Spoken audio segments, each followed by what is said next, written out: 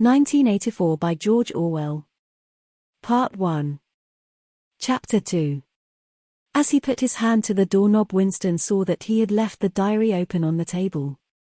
Down with Big Brother was written all over it, in letters almost big enough to be legible across the room. It was an inconceivably stupid thing to have done. But, he realized, even in his panic, he had not wanted to smudge the creamy paper by shutting the book while the ink was wet. He drew in his breath and opened the door. Instantly a warm wave of relief flowed through him. A colorless, crushed-looking woman, with wispy hair and a lined face, was standing outside. "Oh, comrade," she began in a dreary, whining sort of voice, "I thought I heard you come in. Do you think you could come across and have a look at our kitchen sink? It's got blocked up, Anne." It was Mrs. Parsons, the wife of a neighbor on the same floor. Mrs. was a word somewhat discountenanced by the party. You were supposed to call everyone comrade, but with some women one used it instinctively. She was a woman of about 30, but looking much older. One had the impression that there was dust in the creases of her face. Winston followed her down the passage. These amateur repair jobs were an almost daily irritation. Victory mansions were old flats, built in 1930 or thereabouts, and were falling to pieces.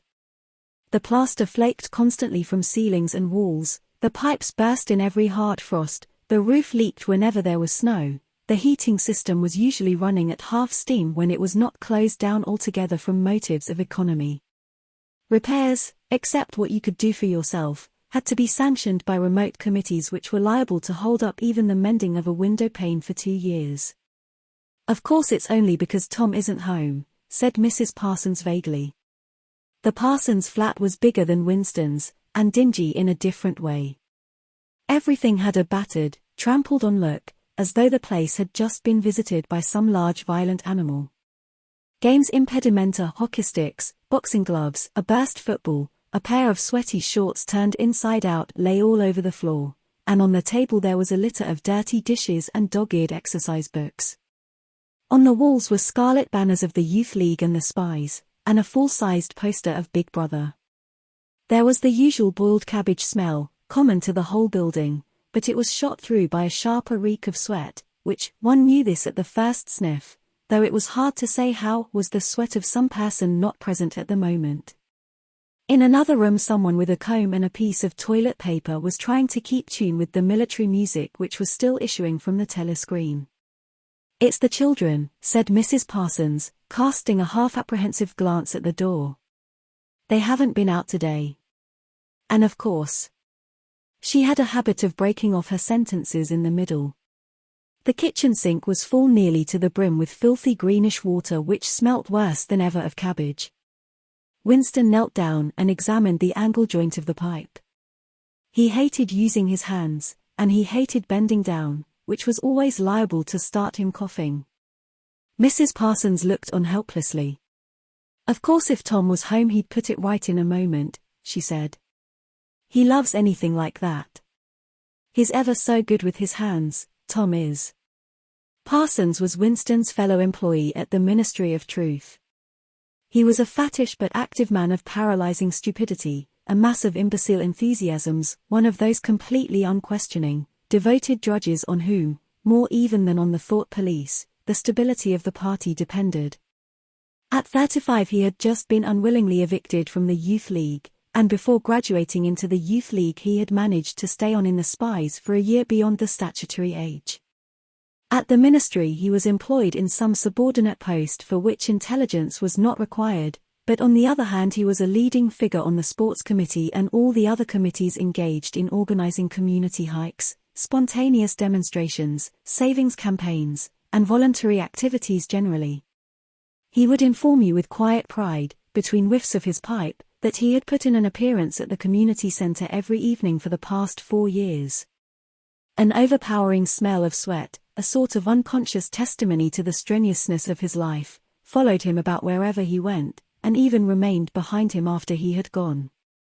"Have you got a spanner?" said Winston, fiddling with the nut on the angle joint. "A spanner," said Mrs. Parsons, immediately becoming invertebrate. "I don't know, I'm sure." Perhaps the children.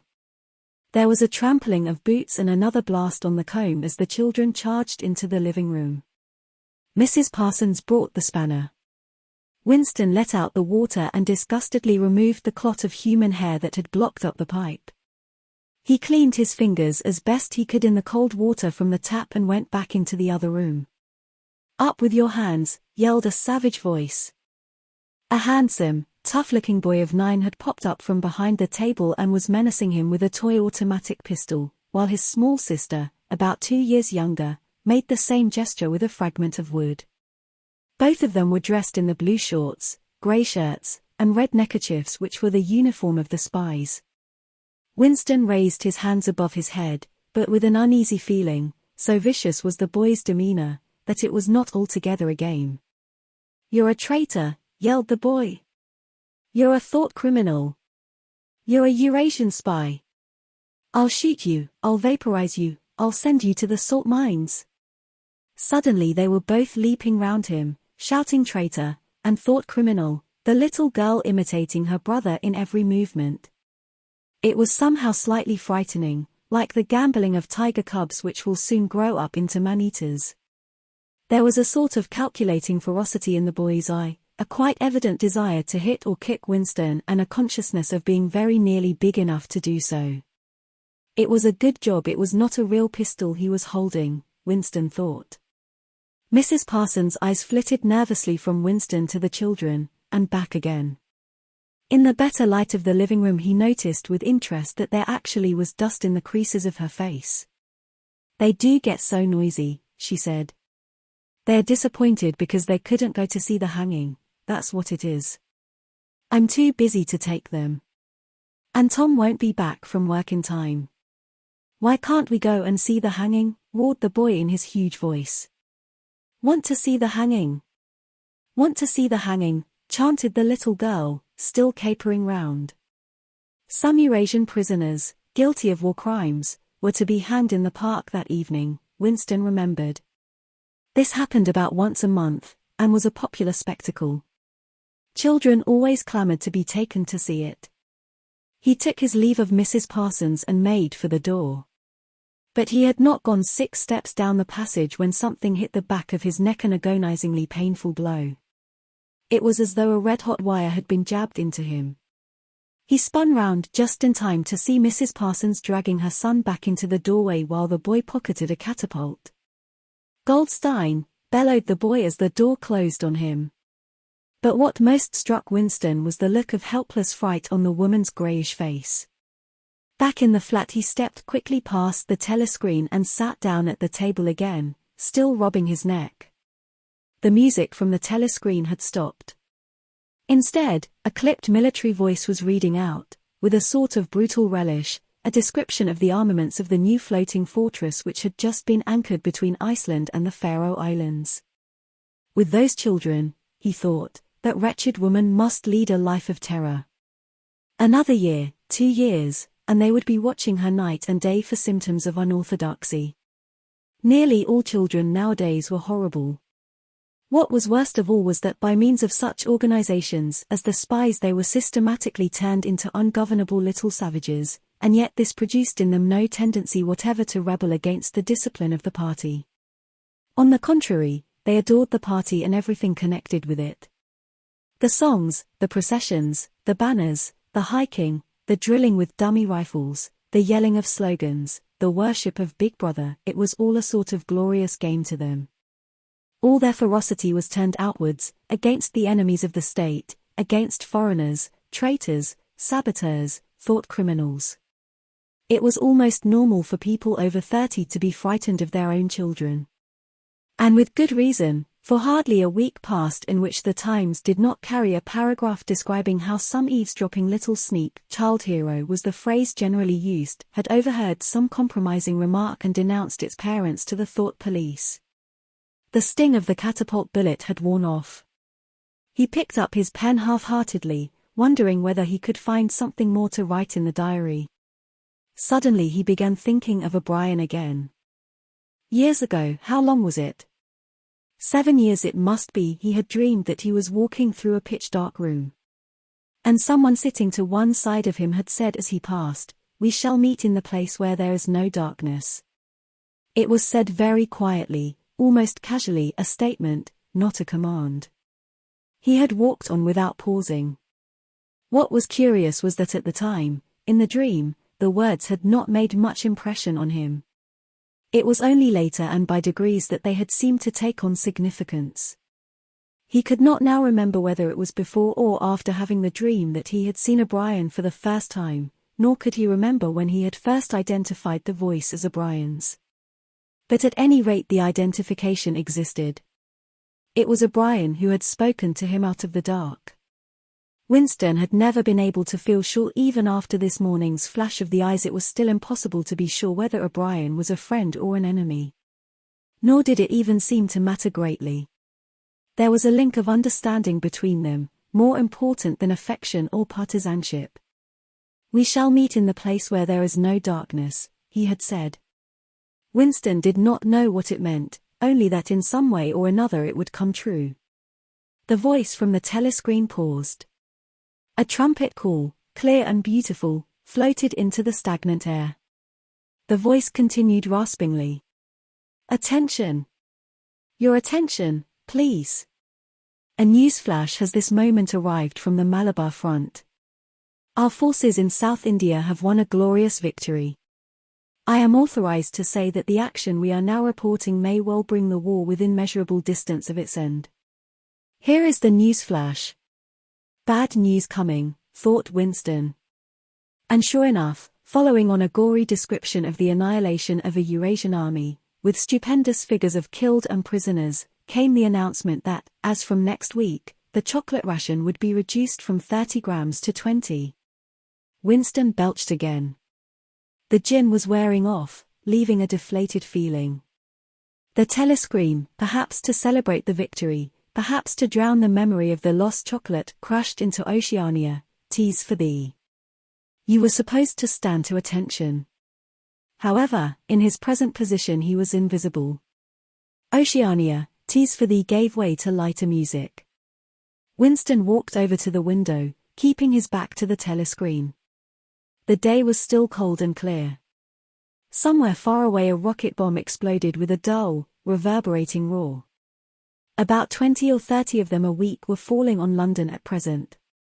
Down in the street the wind flapped the torn poster to and fro, and the word Ingsoc fitfully appeared and vanished. Ingsoc. The sacred principles of Ingsoc.